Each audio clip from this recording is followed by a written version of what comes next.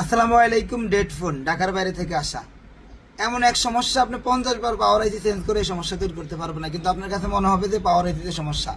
তো ভিডিওটা শেয়ার দিয়ে অলে রেখে দিন।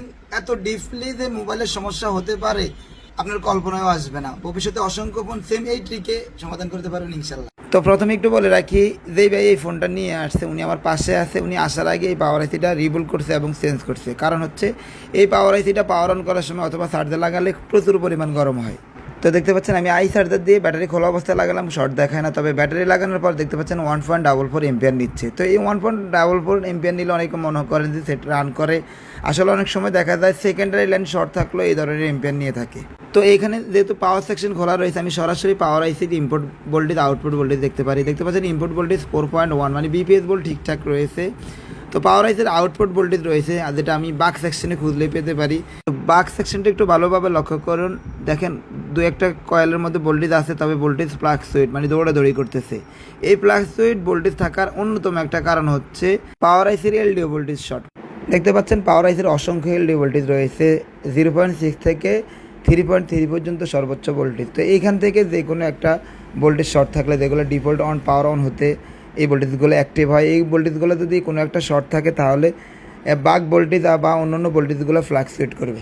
তো এখন আমি যে কাজটা করবো সেটা হচ্ছে মিটারের বাজার মোডে রেখে প্রতিটা এলডিও ভোল্টেজ, মানে প্রতিটা ক্যাপাসিটার চেক করবো মিলাই। যদি আমার কাছে বর্ণীয় না থাকতো সেক্ষেত্রে আমি মোবাইলের সবগুলো ক্যাপাসিটার চেক দিতাম। বিশেষ করে হচ্ছে আমি পাওয়ার আইসির আশেপাশের ক্যাপাসিটারগুলো চেক দিতাম, কোনো বাজার মোডে কোনো ক্যাপাসিটার ভিপ দেয় কিনা। তবে ভিপ দিলে যে ক্যাপাসিটার খারাপ তা না, কিছু কিছু কোর ভোল্টেজ আছে দুই পাশে ভিপ দেয়, সেগুলো আপনি জিআরবিএল মেপে নেবেন। তো এখন কথা হচ্ছে আমি কিন্তু সবগুলো এলডিও ভোল্টেজের লাইন চেক দিয়ে ফেলছি। দুই একটা এলডিও ভোল্ট রয়েছে যেগুলো হচ্ছে এই স্টিল শেলের তলে স্টিল কাটতে হবে।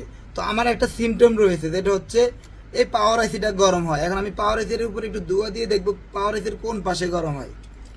তো এলডিও ভোল্টেজ খুঁজে বের করার এই এক নিনজা টেকনিক শিখে রাখুন, ভবিষ্যতে অসংখ্য কাজে লাগবে। দেখেন আমি আগে বলেছিলাম পাওয়ার আইসিটা গরম হয়, পাওয়ার আইসির উপরে একটু ধোঁয়া দিয়ে নিয়েছি। এখন চার্জে লাগাবো, চার্জে লাগিয়ে আমি এটাই লক্ষ্য করবো যে আসলে পাওয়ার আইসির কোন পাশটা আমার গরম হয়। আরেকটা কথা বলে রাখি, গরম না হলেও আপনি কিন্তু এই ধরনের এলডিও ভোল্টেজ শর্ট বের করতে পারবেন বর্ণীয় দেখে, ফেড টু ফেড মেফে, কারণ পাওয়ার আইসিতে গ্রাউন্ড ভোল্টেজ খুবই কম থাকে। তো দেখতে পাচ্ছেন পাওয়ার আইসি ঠিক এই পাশটায় গরম হয়। এখন আমি পাওয়ার আইসি তুলবো। আমি আগে বলেছিলাম যে এই পাওয়ার আইসি চেঞ্জ করা হয়েছে, চেঞ্জ করার পরও এটা কাজ হয় নাই। তো সেক্ষেত্রে আমার পাওয়ার আইসির উপর আর কোনো সন্দেহ নাই। আমি এখন দেখবো যে এই বরাবর কোন বলটা গরম হয়। আমার বর্ণিত একটু দেখে নেই এই বরাবর কোন বল থাকতে পারে। তো আগে আইসিটা তুলে নেই, আইসি তোলার পরে বলগুলো দেখে তারপরে বর্ণীর সাথে মিলিয়ে তারপরে বলগুলো ইনশাল্লাহ আমরা একে একে পরিমাপ করে দেখবো বাজার মোডে। তো ভিডিওটা শেয়ার দিয়ে অলে রেখে দিতে পারেন। এই ট্রিকে আপনারা এলডিও ভোল্ট শর্ট খুঁজে বের করে অসংখ্য ফোনের ডেট সলিউশন করে নিতে পারবেন। তো আইসিতে এই পাশটা গরম হয়েছে, এই পাশটা হচ্ছে এই পাশটা। এখানে দেখতে পাচ্ছেন অনেকগুলো voltage line plus positive line. তো আমি একে একে এখানে সবগুলো ভোল্টেজ বলেই পরিমাপ করবো, দেখি আসলে কোন বলটাই রিপ দেয়।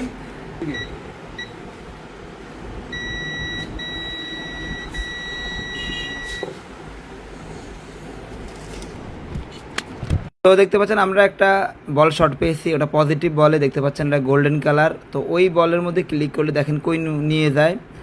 তো খুব মনোযোগ সহকারে দেখেন এই বল, এই লাইনটা কি লাইন, এই লাইনটা কেন শর্ট হয়, শর্ট হলে কীভাবে কী করবেন এ টু জেড ধারণা দেওয়ার চেষ্টা করবো। দেখেন শর্ট খুঁজে বের করলে যে সমস্যার সমাধান হয়ে গেছে বিষয়টা তা না, সমস্যার পরেও সমস্যা আসতে পারে। তো দেখতে পাচ্ছেন এটা হচ্ছে একটা ক্যাপাসিটার হয়ে সিপিইউতে গেছে, পাওয়ার আইসিতে ক্যাপাসিটার হয়ে সিপিইউতে ঢুকে। এই লাইনটার নাম হচ্ছে ইউএসবি লাইন। 3.0 থেকে 3.3 পর্যন্ত এই ভোল্টেজ থাকতে পারে এই লাইনের মধ্যে। তো এই লাইনটা খুবই ইম্পর্টেন্ট একটা লাইন, শর্ট হলে সেট ডেট করে দেয়, শর্ট না হলে যদি আপনি এই লাইনটা মিসিং হয়ে যায় সেক্ষেত্রে প্যাক চার্জিং আসতে পারে। এই লাইনের এ টু জেড ডিটেলস দেওয়ার চেষ্টা করবো, সম্পূর্ণ ভিডিওটি শেষ পর্যন্ত দেখবেন। তো দেখতে পাচ্ছেন আমাদের শর্টটা ফাইন্ড আউট করা হয়ে গেছে। শর্টটা ফাইন্ড আউট করেছে হচ্ছে ইউএসবি লাইন, যেটা সিপিইউতে গিয়েছে। এখন কথা হচ্ছে কাজ কিন্তু এখানে শেষ না। শর্ট ফাইন্ড আউট হয়েছে মানে যে শর্ট মোবাইল চালু হয়ে যাবে বিষয়টা এমন না। এই শর্টটা সিপিইউ হতে পারে অথবা ক্যাপাসিটার হতে পারে। তো আমরা এখন ক্যাপাসিটারটা আগে তুলে দেখবো যে ক্যাপাসিটার থেকে যায় নাকি সিপিইউ থেকে যায়। খুবই ডিপ কাজ। তো দেখতে পাচ্ছেন একদম সিপিইউর কোণার মধ্যে ক্যাপাসিটারটা খুব সাবধানের সহিত তুলবেন। আমি এখানে একেবারে কম হেড দিয়ে জাস্ট ফেস্ট দিয়ে কালো ফেস্টটা রয়েছে, কালো ফেস্টটা কেটে তো ক্যাপাসিটারটা তুলবো। এখানে কোনো প্রকার বাড়তি হিট দেবেন না, আর তাতাল দিয়ে তুলতে পারেন, তবে এখানে ফেস্ট যেহেতু রয়েছে বাড়তি এই জন্য আমি হিট দিয়ে তুলতেছি। আমার হিট একেবারে 280-270 মতো হিট। যেটা সিপিউর উপরে কোনো প্রকার ইফেক্ট ফেলবে না। তো ভালোভাবে লক্ষ্য করুন, এখানে আমি শর্টটা চেক করবো। এখন ক্যাপাসিটারটা তুলে ফেলেছি।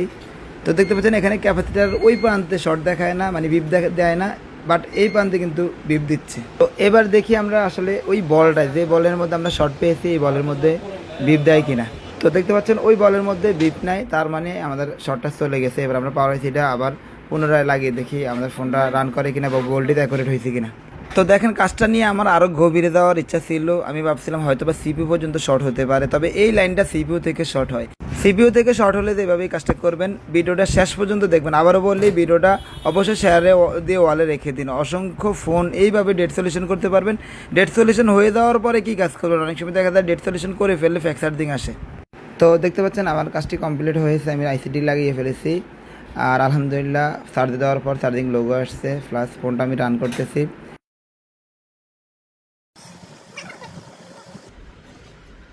তো দেখতে পাচ্ছেন আলহামদুলিল্লাহ মোবাইলটা রান হয়ে গেছে। তবে আমার কাজ এখানেই শেষ না, রান করে না। আমি বলেছিলাম যে মোবাইলের সমস্যা কত গভীর থেকে আসতে পারে, কন্টিনিউ করতে থাকেন।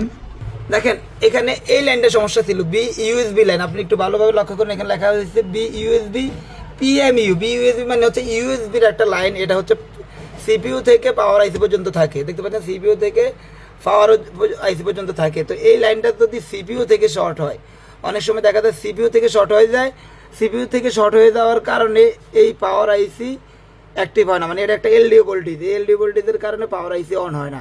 তখন যদি সিপিইউ থেকে শর্ট হয়, আপনি কী করবেন, সিপিইউ চেঞ্জ করবেন। সিপিইউ চেঞ্জ করার দরকার নেই, জাস্ট এই লাইনটা এখান থেকে আপনি কেটে দেন। আর না হয় পাওয়ার আইসির এই বল থেকে এই বলের মধ্যে একটু ইউবিগুলো মেরে দেন, একটু ইউবিগুলো মেরে দিয়ে পাওয়ার আইসি লাগাই দেন, আপনার ফোন রান। তবে এটা সাইড এফেক্ট আসতে পারে। এই আপনি ইউএসবি লাইন অফ করে দেওয়ার কারণে আপনার ফ্যাক্স চার্জিং আসবে, মানে কোনো প্রকার চার্জ জমা হবে না, চার্জ ডিটেক্ট হবে।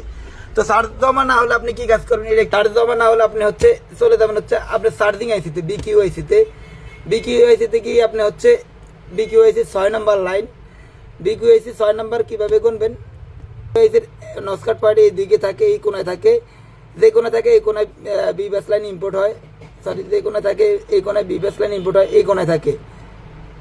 এই দেখতে পাচ্ছেন এখানে হচ্ছে 1 নম্বর পিন আর 24 নম্বর পিন, এটা হচ্ছে 1 নম্বর পিন। এই যে 6 নম্বর পিন, এটা হচ্ছে সিরিয়াল ডাটা।